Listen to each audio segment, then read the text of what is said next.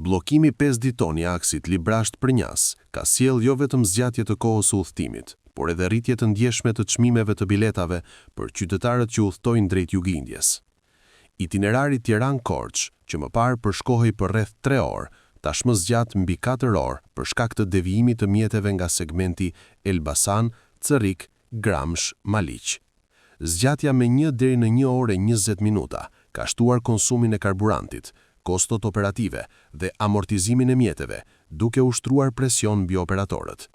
Si pasojë, në disa raste rritja e kostove është reflektuar drejt për drejt në çmimin e biletës.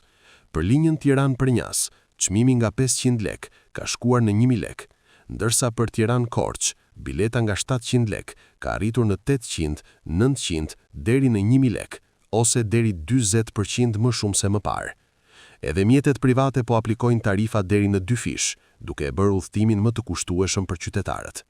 Përveç rritjes së çmimeve, qytetarët që zgjedhin rrugë alternative përmes Maqedonisë së Veriut përballen me shpenzime shtesë për siguracionin e automjetit dhe dokumentacion shtesë në rast se udhtojnë me fëmijë. Kjo ka rritur më tej barrën financiare, sidomos për familjet. Përfaqësues së shoqatës së transportit ndërqytetës deklarojnë se zyrtarisht nuk ka ndryshim të miratuar të tarifave për linjat e rregullta, pasi ato përcaktohen me VKM sipas kilometrave të përshkruara, por pranoj se mund të ketë raste të izoluara abuzimi në terren. Ndërkohë, fluksi i pasagjerëve ka rënë ndjeshëm. Sipas operatorëve, mjetet po qarkullojnë me 3-4 pasagjerë dhe po udhtojnë kryesisht persona me nevoja emergjente.